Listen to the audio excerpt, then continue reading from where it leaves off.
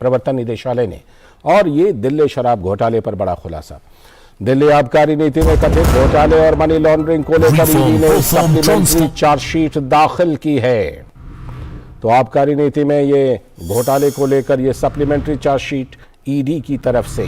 मामले में पहली बार ईडी ने दिल्ली के मुख्यमंत्री अरविंद केजरीवाल के खिलाफ बड़ा खुलासा किया है।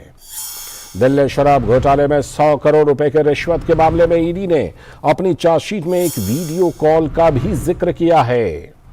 और ईडी का कहना है कि ये वीडियो कॉल शराब कारोबारी समीर महेंद्रू और सीएम केजरीवाल के बीच हुई थी।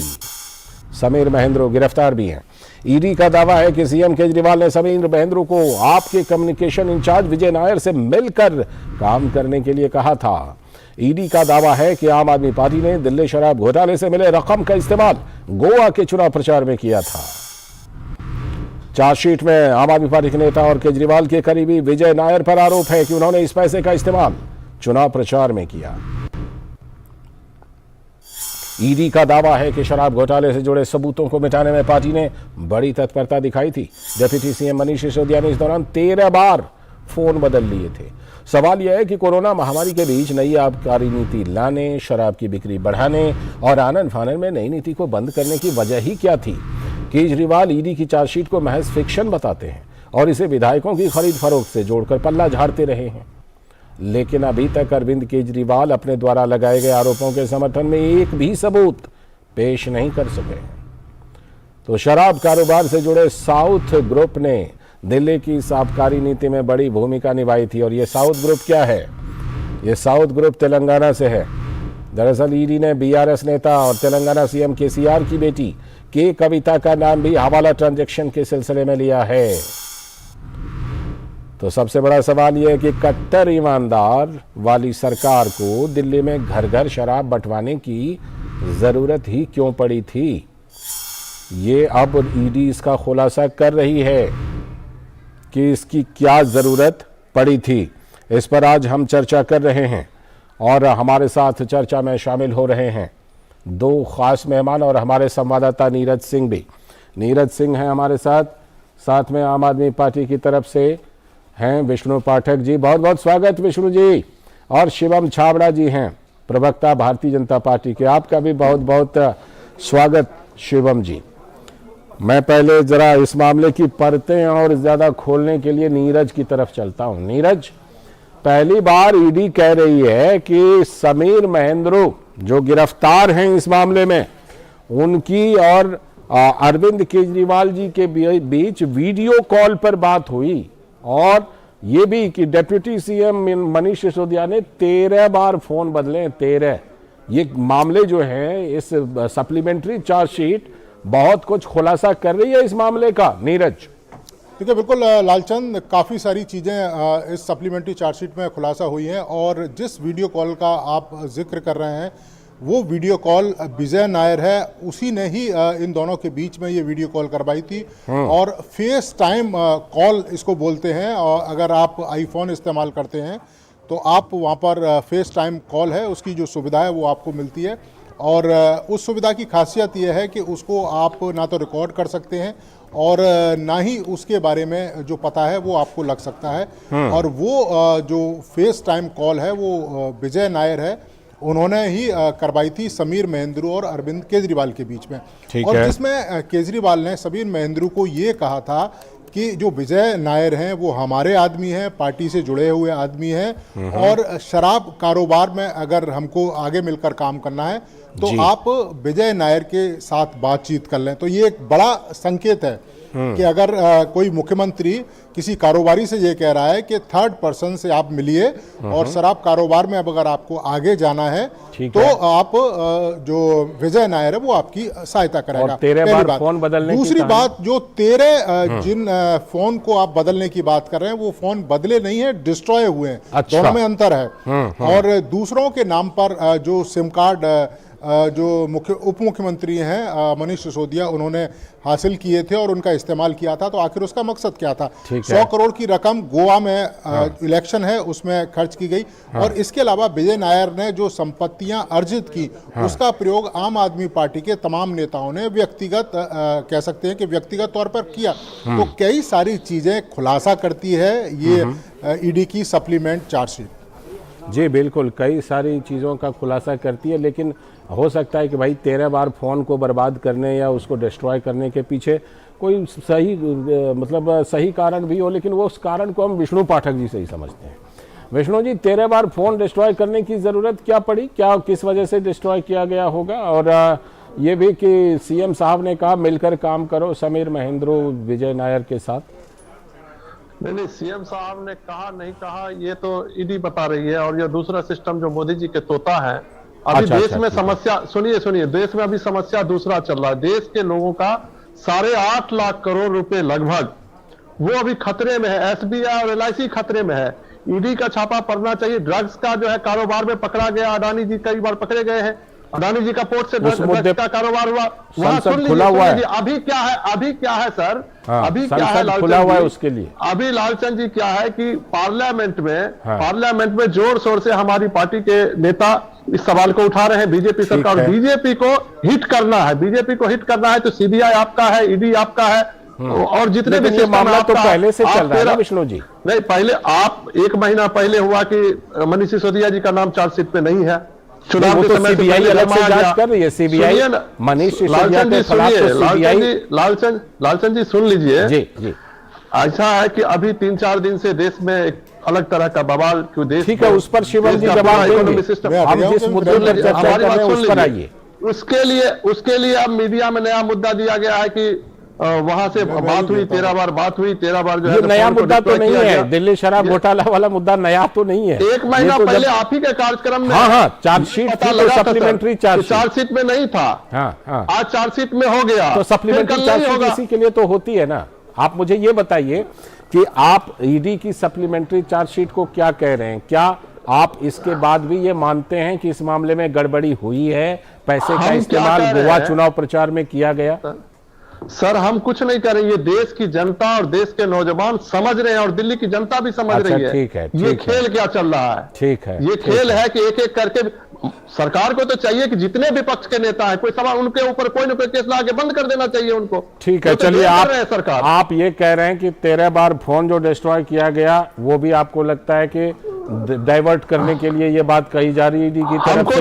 मैं आ रहा हूं नीरज, आपके पास भी आऊंगा, लेकिन शिवम जी से जरा एक बार क्या शिवम जी, ये सारा कुछ आप डाइवर्ट करने के लिए ईडी कह रही है क्या कि 13 बार फोन डिस्ट्रॉय हुआ, अरविंद केजरीवाल जी ने वीडियो कॉल पर बातचीत की, उन पैसों का इस्तेमाल गोवा चुनाव में हुआ, हालांकि कोई खास नतीजा नहीं निकला वहां गोवा चुनाव में इनके लिए, लेकिन ये जो बात कर रही है कि ये डाइवर्ट करने के लिए ईडी कर रही है?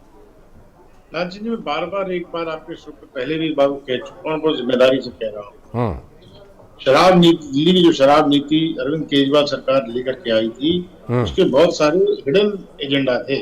और उसका हिडन एजेंडे का एक रूप हम कह सकते हैं, एग्जाम्पल के तौर पे आप कह सकते हैं कि जो उससे अर्जित काला धन था, उस धन का उपयोग उन्होंने न सिर्फ गोवा में किया बल्कि पंजाब में भरपूर मात्रा में किया। इसमें कहीं कोई गुरेज नहीं। और निश्चित रूप से अगर इतनी बड़ी एक पॉलिसी के तौर पे कोई निर्णय होता है तो आप इसको अंदाजा लगा लीजिए कि मुख्यमंत्री की जानकारी के बिना या उनके हस्तक्षेप के बिना नहीं हो सकता है।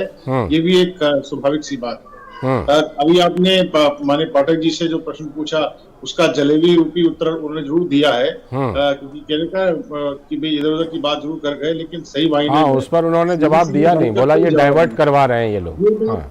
ये बात सत्य है। और ईडी की चार्जशीट के अंदर में उनकी इन्वेस्टिगेशन के दौरान जो कि सी अरविंद का नाम मैं ले रहा हूँ, जो डिप्टी सेक्रेटरी थे और मुख्यमंत्री और डिप्टी सीएम के साथ अटैच थे, उन्होंने अपने बयान में कहा कि साहब जो दिल्ली की शराब नीति थी उसके अंदर में 12% का जो प्रॉफिट ये शराब कंपनियों को देना था, जिसके अंदर में अपन 6% उनका अनऑफिशियल के तौर पे हम कह सकते हैं कि वो देने की जो बात कही थी उसका कोई भी ड्राफ्ट ग्रुप ऑफ मिनिस्टर्स में नहीं था। इससे ज्यादा हम कह सकते हैं कि संदेहजनक बात क्या हो सकती है। ठीक है, लौटता हूं आपके पास। लौटता हूँ। नीरज, आप कुछ चर्चा में जोड़ना चाह रहे थे और खासतौर पर विष्णु जी की बातों पर आप कुछ उंगली उठाकर बोलना चाह रहे थे कि कुछ आप जोड़ना चाहते हैं अपनी तरफ से, बताइए। देखिए, विष्णु जी के लिए मैं ये जोड़ना चाह रहा था कि अगर वो ये कह रहे हैं कि मुद्दे को डाइवर्ट किया जा रहा है, तो सबसे पहले ये बता दें, क्या समीर महेंद्रू के थ्रू जो रकम विजय नायर के पास पहुंची थी उसके तो बाया चेक सबूत भी है, क्या वो गलत थी? इसके अलावा जो साउथ के कारोबारी और जिनकी मुलाकात संजय सिंह के साथ हुई है, और इसके अलावा एक दिल्ली के कारोबारी हैं, उनकी मुलाकात मनीष सिसोदिया से संजय सिंह ने कराई है, इसके तथ्य भी मौजूद हैं। क्या इससे इनकार कर रहे हैं वो? और इसके साथ ये भी पूछ लें कि अगर मुद्दे को डाइवर्ट कर रहे हैं तो क्या सत्येंद्र जैन के खिलाफ जो मामले उठाए गए हैं, खासतौर से अदालत के द्वारा उस पर गंभीर टिप्पणियां की गई हैं, तो क्या अदालत भी मुद्दे को डाइवर्ट कर रही है? ये आप सवाल पूछ लें। और दूसरा एक चीज और मैं इसमें जोड़ूंगा, जो उप मुख्यमंत्री के सचिव हैं, उसमें इस बात का भी, जो ग्रुप ऑफ मिनिस्टर की बैठक हुई थी उसमें इस बात का भी जिक्र नहीं किया गया था कि शराब कारोबारियों को होलसेल स्तर पर जो लाइसेंस है वो दिया जाएगा और एक के साथ एक फ्री देने की जो व्यवस्था है वो की जाएगी, इसका भी जिक्र नहीं किया गया था। किन किन बातों से इनकार करेंगे विष्णु जी, बताइए। ये इतने सवाल उठ रहे हैं, किन किन चीजों से इनकार करेंगे, बताइए। मैंने एक बात बताई, अभी अभी इन्होंने कहा कि वो मिले। क्या राजनीति में राजनीतिक लोग किसी से मिलते नहीं है क्या? दूसरी बात है कि जो अगर मिलने से पहले उनको पता है क्या? अरे हम सर यहाँ पे फोटो मोबाइल से लोड करके दिखा देते हैं कि आतंकवादी गृह मंत्री से मिल रहा है, जिसका क्या मतलब है? आप बताइए ना कि कश्मीर का आतंकवादी। नहीं, बात खाली मिलने की नहीं है, आ रहा हूँ नीरज, आ रहा हूँ। बात सिर्फ मिलने की नहीं है विष्णु जी, बात यह है कि एक तो पैसे का ट्रांजेक्शन, और वो पैसे का ट्रांजेक्शन चेक के द्वारा, ये भी सोचिए। चेक से द्वारा क्या हुआ? किस पैसे का ट्रांजेक्शन? जिस पैसे के ट्रांजेक्शन का जिक्र अभी नीरज कर रहे थे कि उस पैसे का ट्रांजेक्शन तो चेक के द्वारा हुआ है। नहीं, नीरज जी को ये पता है कि पैसा ट्रांजेक्शन हुआ होगा चेक के द्वारा, वो किसके लिए हुआ ये भी तो बताए ना, क्योंकि देखिए फंसाने वाला अगर साथी हो तो वो कुछ ना कुछ तो गेम रचेगा ही। ठीक है, वो गेम रचेगा। ठीक है नीरज आपके सवालों को टालेंगे नहीं, देखिएगा नीरज जवाब देंगे। नीरज ये बताइए, वो जो चेक वाला पैसा का आप जिक्र कर रहे हैं वो क्या ट्रांजेक्शन है नीरज? देखिए, समीर महेंद्रू की कंपनी ने विजय नायर की कंपनी को चेक दिया था। ठीक है। और विजय नायर कौन है ये आप अच्छी तरीके से समझ सकते हैं कि आम आदमी पार्टी के जो कम्युनिकेशन है उसके हेड है अरविंद केजरीवाल, और उप मुख्यमंत्री के काफी करीबी हैं। तो क्या वो चेक के थ्रू जो समीर महेंद्रू है उन्होंने रकम नहीं दी थी? और इसी आधार पर समीर महेंद्रू को गिरफ्तार भी किया गया था। मैं इनकी जानकारी के लिए बता दूं कि जब समीर महेंद्रू ये बता नहीं पाए थे कि ये रकम इन्होंने विजय नायर को क्यों दी है, उसके बाद इनकी गिरफ्तारी हुई थी। तो ये आप बता दें, क्या ये जानकारी इनके पास है? और दूसरा सबसे बड़ी बात है कि जो मुलाकात है वो आम मुलाकात नहीं हो रही थी लालचंद। उस मुलाकात में जो दिल्ली के कारोबारी हैं उनको एकत्र करने की बात की गई थी संजय सिंह के द्वारा, और ये कहा गया था कि जो कारोबारी हैं दिल्ली में चुनाव लड़ने के लिए, जो एमसीडी का चुनाव है उसके लिए फंडिंग का जो इंतजाम है वो करें। और उन्हीं कारोबारी को लेकर उप मुख्यमंत्री से मुलाकात भी संजय सिंह ने करवाई थी, इस बात का जिक्र है। तो क्या इन आरोपों को भी इनकार कर रहे हैं? बहुत सारे सवाल उठ रहे हैं। विष्णु जी के पास आता हूं, लेकिन उससे पहले शिवम जी भी कुछ बोलना चाह रहे हैं। शिवम जी आप बोलिए, उसके बाद फिर सारे सवालों को लेकर विष्णु जी के पास में जाऊंगा। ईडी की जो चार्जशीट है उसमें इस पूरी शराब नीति के जो विलन है वो एक एक किरदार सामने आ गया है। और कल्पना करिए कि अभी पाठक जी बकायदा डिफेंड करने की भूमिका में आ गए समीर महेंद्रू को और विजय नायर को। अरे भाई, उनके खिलाफ तो साक्ष्य है, उनको जो डिटेन किया, उनको जो अरेस्ट किया वो साक्ष्य के आधार पे किया, कोई हवा तौर पे नहीं किया। और दूसरी बात, जिस कॉल की बात अभी नीरज भाई कह रहे थे, इस बात को कि ईडी ने अपनी चार्जशीट में जगह दी है कि उनके बीच बाइज्जत एक फेस टाइम का कॉल हुआ और उन्होंने इस बात को प्रमाणित किया फेस टाइम में कि साहब विजय नायर और समीर महेंद्रू उनके ब्लू आइड बॉय हैं, मतलब आंखों के तारे हैं, उन विश्वास पर व्यक्ति हैं और उन पे हर प्रकार से विश्वास किया जा सकता है। ठीक है। तो जब इतना विश्वास किसी व्यक्ति पे हो, और विश्वास कीजिए कि जब उनके कृत्य इतने शानदार हो, दिल्ली की शराब की नीति को नियंत्रित करना और उसको मैनिपुलेट करने की क्षमता हो, तो आप अंदाजा लगा सकते हैं कि मामला कितना ग्रेव है। ठीक और मैं फिर बार कह रहा हूं, अब विष्णु जी को पूरा मौका मिलना चाहिए जवाब देने के लिए। बिना मुखिया के दिल्ली के अंदर इम्प्लीमेंट नहीं हो सकती है, इस बात को बहुत जिम्मेदारी से। सारे सवाल उठ गए, अब विष्णु जी को पूरा मौका मिलना चाहिए जवाब देने के लिए। विष्णु जी, आपने नीरज जी ने कहा कि विजय जी को क्या नाम है उनका, विजय नायर जी के अकाउंट में चेक डाला। हाँ, ठीक है, अब विजय नायर और उनके दूसरे बीच में, वो उनके करीबी हैं। हाँ, ये कौन तय कर रहा है कौन करीबी? राजनीति में आज कोई करीबी होता है, राजनीति में कार्यकर्ता होते हैं और नेता होता है। कार्यकर्ता, सुनिए, कार्यकर्ता और नेता होता है। नहीं, आप मत बोलिए, आप मत बोलिए सर, आप बताइए ना। आतंकी गृह मंत्री के, जितने देश में आतंक होते हैं, गृह मंत्री के साथ उनका फोटो होता है, इसका क्या मतलब होता है? जितने आतंकी घटनाएं होते हैं उनका फोटो निकल के आ जाता है गृह मंत्री के साथ। लेकिन ये मामला क्योंकि, अच्छा देखिए, चार्जशीट में मामला आ गया, सप्लीमेंट्री चार्जशीट में, तो अब तो अदालत मामले को देखेगी, उसी तरह देखेगी जैसे सत्येंद्र जैन वाले मामले को देख रही है। सत्येंद्र जैन को जमानत नहीं मिल रही है, उसी तरह से अब अदालत इस मामले को देखेगी विष्णु जी, तब तो मानेंगे ना? नहीं, अदालत का काम है देखना, अदालत न्याय करेगी। हाँ, आप केस करना और अदालत को पूरा इन्वेस्टिगेशन करके उसको न्याय तक पहुंचाना, वो अलग प्रक्रिया है। ठीक है, हमें विश्वास है कि हमारे नेता, हमारी पार्टी इसमें स्वच्छ होकर निकलेगी, जैसा कि आज तक होता आया है। हाँ, अदालत से कौन इनकार कर रहा है? उसी प्रक्रिया के तहत चार्जशीट और सप्लीमेंट्री चार्जशीट है ना, वो जो प्रक्रिया चल रही है, जी, उसी प्रक्रिया के तहत चार्जशीट और सप्लीमेंट्री चार्जशीट, जिसमें कि ये बड़ा खुलासा, पहली बार अरविंद केजरीवाल के खिलाफ भी बड़ा खुलासा अभी भारत सरकार ने हमारे सरकार को बदनाम करने के लिए किया, उसके बाद हम अपना तथ्य रखेंगे कोर्ट में। ठीक है, ठीक है, झूठ है, हमारे वकील भी लड़ेंगे। आपका ये आरोप है कि बदनाम करने के लिए, डाइवर्ट करने के लिए ये किया जा रहा है। बिल्कुल, ठीक है। नीरज, आप बताइए इस मामले में आगे क्या होना है, क्योंकि चार्जशीट आ गई, सप्लीमेंट्री चार्जशीट आ गई। सप्लीमेंट्री चार्जशीट में तो बड़ी गंभीर बातें जो हमने चर्चा भी कर ली, चाहे फोन डिस्ट्रॉय करने का मामला हो, वीडियो कॉल का मामला हो। अब इस मामले में कानूनी कार्रवाई कैसे बढ़ेगी, उसके बाद विष्णु जी कह रहे हैं कि वो मानेंगे उस चीज को। देखिए, इसमें कानूनी कार्रवाई लालचंद अभी भी लगातार चल रही है, चूँकि ईडी ने जो अभी तक जांच की थी, पहली चार्जशीट उसमें फाइल की, और उस चार्जशीट को फाइल करने के बाद जो ईडी की जो जांच है वो लगातार जारी रही। उसके बाद कई सारे जो तथ्य हैं वो इसमें जुड़े। आप अगर देखें कि जो पिछली, यानी जो पहली चार्जशीट थी, उसमें फेस टाइम कॉल का जिक्र नहीं था, अरविंद केजरीवाल का जिक्र नहीं था उसमें, तो कुछ नए तथ्य जांच के दौरान जो ईडी है उसको मिले थे, और उसके बाद ही जो सप्लीमेंट चार्जशीट है वो फाइल की गई। इसके साथ ही अभी भी जो जांच का जो सिलसिला है वो अभी भी जारी है, और ईडी को अगर लगेगा, अगर अरविंद केजरीवाल या दूसरे जो लोग हैं उनसे पूछताछ करना जरूरी है इस केस को सुलझाने के लिए, या इस केस को एक मुकाम तक पहुंचाने के लिए, क्योंकि केवल ऐसा नहीं है कि ईडी अपनी मनमर्जी के हिसाब से ही इसमें पूछताछ कर रही है। लालचंद, उनको अदालत को सूचित करना पड़ता है, बताना पड़ता है अदालत को, और स्टेप बाय स्टेप जो कदम है ईडी के वो अदालत में उनको रखने पड़ते हैं। उसी के आधार पर वो अपनी जो जांच है उसका सिलसिला आगे बढ़ाते हैं। तो अब जो नए तथ्य आप चार्जशीट में ईडी ने फाइल किए हैं, और जांच में जो नए तथ्य आएंगे उसके आधार पर ईडी कार्रवाई करेगी, और कुछ लोगों को पूछताछ के लिए भी बुला सकती है। शिवम जी, एक बात मैं आपसे जानना चाहता हूं कि ये बताइए कि इतना बड़ा खुलासा ये सप्लीमेंट्री चार्जशीट में, हालांकि विष्णु जी नहीं मान रहे हैं, लेकिन बीच में हमने देखा था कि दिल्ली बीजेपी बड़ी एक्टिव थी। अब जब ये सप्लीमेंट्री चार्जशीट में इतने बड़े खुलासे सीएम के लिए, डिप्यूटी सीएम के लिए हुए हैं, तो आपकी क्या फिर से एक्टिविटी बढ़ेगी दिल्ली बीजेपी की क्या? लालचंद जी, एक्टिविटी कभी बंद नहीं थी। हाँ। हम बार बार ये कह रहे हैं कि मामला सब जुडिस है। हाँ। और निश्चित न्यायालय में मामला चलता है तो न्यायालय के हिसाब से चलता है। हाँ। अब ये सप्लीमेंट्री जो चार्जशीट में तो कह रहा ना, फिर मैं आपके चैनल पर पहले भी बोल चुका लालचंद जी, आपके शो के साथ कह चुका हूँ, और इस बात को बहुत जिम्मेदारी से कह रहा हूँ। बार बार कहता था कि अरविंद केजरीवाल की जानकारी के बनाए ये दिल्ली की शराब नीति दिल्ली में इम्प्लीमेंट ही नहीं हो सकती थी।